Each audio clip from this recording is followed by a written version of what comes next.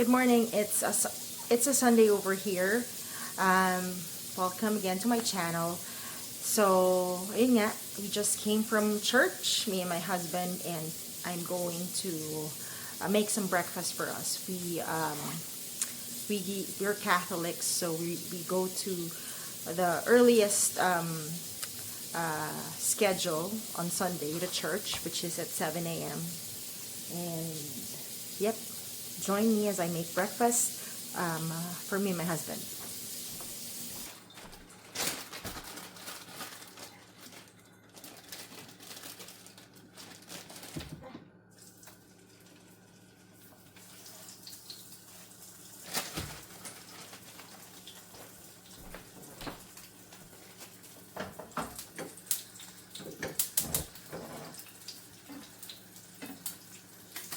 So, having an American husband, minsan magkaiba kami ng kinakain. Just because, syempre, nagkikrave ako ng Filipino dishes. And then siya, syempre, American.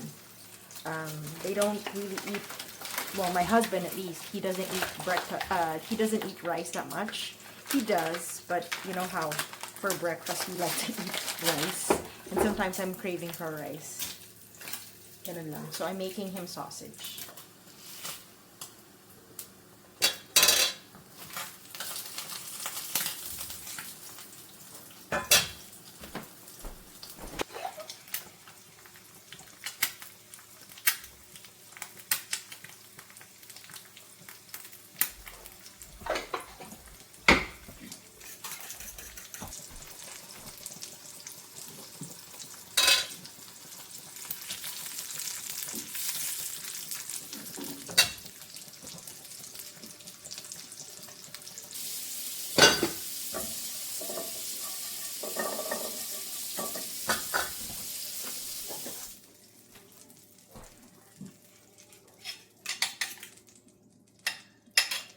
Love ko na pala.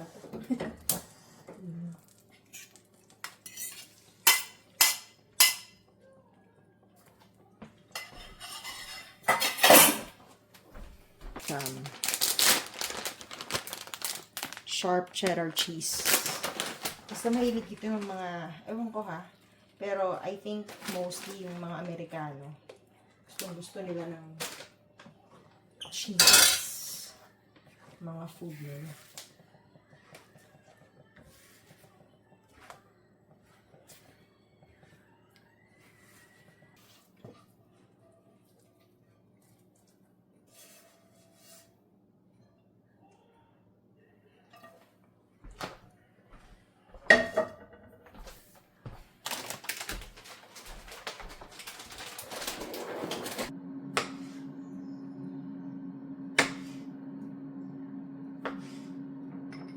Gawa lang ng konting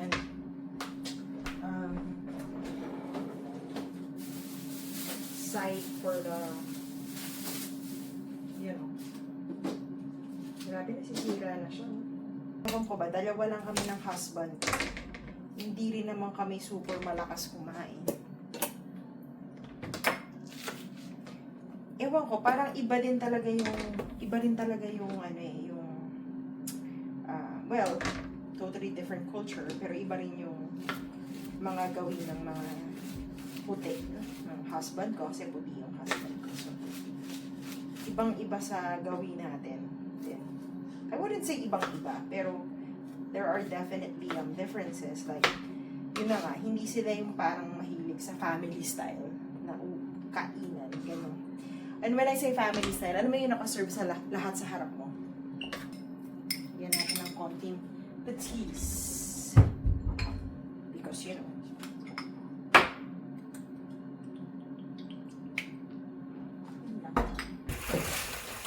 breakfast time.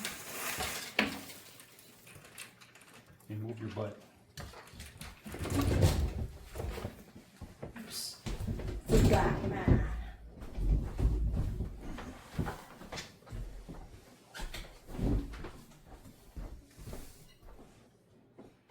You want to turn on the TV? Go get the remote.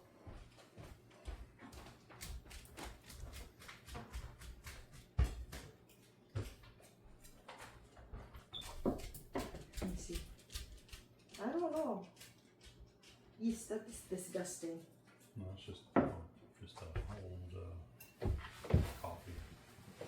So we're done with breakfast. We actually went to the grocery, bought some stuff that we need for the week. Perfect for swimming to our heart's content. We were honestly shocked that a place like this. Oh, I should have sliced you some avocado. Crowds. And part of us wanted I to forgot. keep the secret forever. And we'll probably have some guacamole during the football games. Okay, but you just bought guac, right? So like I said, Oh, I'm gonna have some guac during football games. I thought you wanted to use this for guac. Yeah, when we were coming back, I'm like, I don't know why I bought.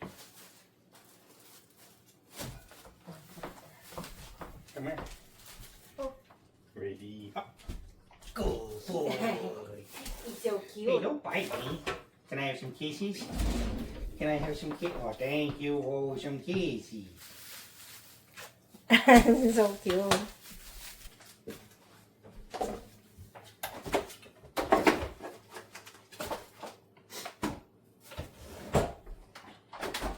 I got it.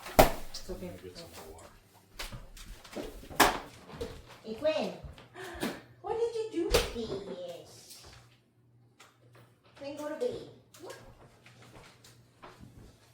You want to help Mama? Do you want to? Give me a paw. Good boy. We're going to change the curtains today.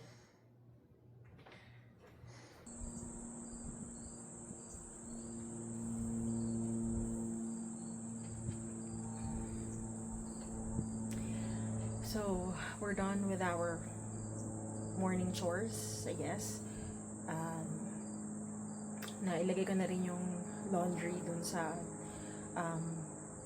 washing machine. So, ito medyo relax tayo ng konti.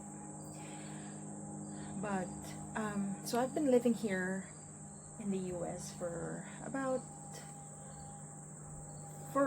almost 3 years, almost. So, bago pa lang din ako. And as far as adjustments, marami. Especially if you've lived your entire life in the Philippines, which ganun yung nangyari sa akin. Although me and my family, we've had vacations here in the US several times already, but iba yung dito ka na tumitira. Iba na rin yung may asawa ka. And my husband, as what I mentioned, he's white, and there's really, a bit of cultural differences. So may adjustments talaga. One thing is yung food, for sure. Kasi nga katulad nga nung sinabi ko sa inyo, minsan we eat different types of food, but don't get me wrong, we also compromise.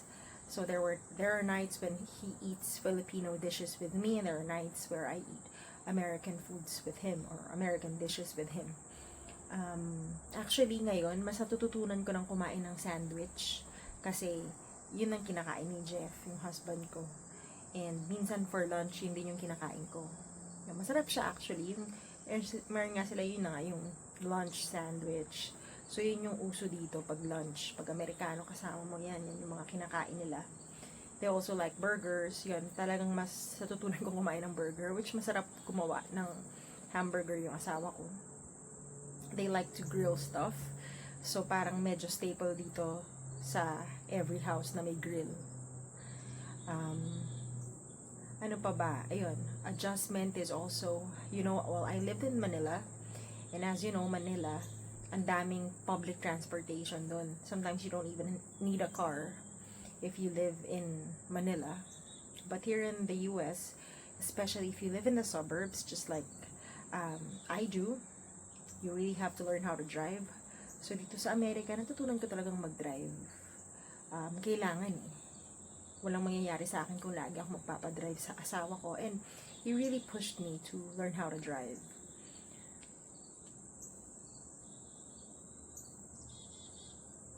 Ito din sa Amerika, ibang-iba yung atmosphere, iba yung Well, at least dito sa area namin kasi nga we don't live in the city, so hindi madumi yung surroundings. So yung bahay namin walang daga. Sa Philippines kasi 'di ba, sobrang daming daga. 'Di ba? Lalo na sa ayun, actually kahit saan kasi I think Philippines is a warm weather. So ang dami talagang mga pests din sa Philippines has a warm weather. So ang dami talagang pests, lamok, daga, ipis. Dito hindi kasi nakatira kami sa Chicago area. So mas malamig definitely. But I think if you go to the, southern part of the US, baka may mga daga-daga din and may mga daga naman dito sa topic daga sa mga maruruming area nga. Ayun, malinis. So that part I can really appreciate. Ano pa bang adjustment ko as an immigrant? Ayun na, driving. I had to learn how to drive.